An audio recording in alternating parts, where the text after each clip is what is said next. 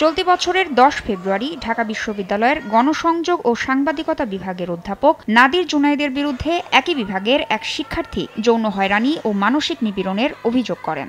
11 ফেব্রুয়ারি বিভাগের আরেক নারী শিক্ষার্থী অভিযোগ করেন অধ্যাপক নাদিরের বিরুদ্ধে করা মৌখিক যৌন হয়রানির ঘটনা ধামাচাপা দেওয়ার চেষ্টা করা হয়েছে। এর কিছুদিন পরই 28 ফেব্রুয়ারি রাজধানীর একটি বিশ্ববিদ্যালয়ের এক নারী শিক্ষার্থীও একই অভিযোগ করলে বিশ্ববিদ্যালয় সিন্ডিকেট গত 3 মার্চ ফলাফল প্রভাবিত করার অভিযোগের প্রেক্ষিতে 3 সদস্য বিশিষ্ট ফ্যাক্ট ফাইন্ডিং কমিটি গঠন করে। তদন্ত প্রতিবেদনে অধ্যাপক নাদিরের বিরুদ্ধে আনা অভিযোগের প্রাথমিক সত্যতা পাওয়া গেছে বলে উল্লেখ করা হয়েছে। ফ্যাক্ট ফাইন্ডিং কমিটি মঙ্গলবার রাতে বিষয়টি নিশ্চিত করেছে। অন্যদিকে বিষয়টি বিস্তারিত তদন্তের জন্য বিশ্ববিদ্যালয়ের যৌন নিপীড়ন প্রতিরোধ সেলে পাঠানো হয়েছে। শেষ না হওয়া পর্যন্ত অধ্যাপক নাদির সব ধরনের প্রশাসনিক ও শিক্ষা সংক্রান্ত কার্যক্রম থেকে বিরত থাকবেন বলে জানিয়েছে বিশ্ববিদ্যালয় সিন্ডিকেট। তাসনিয়া নিশাত মিম, সময় সংবাদ, ঢাকা।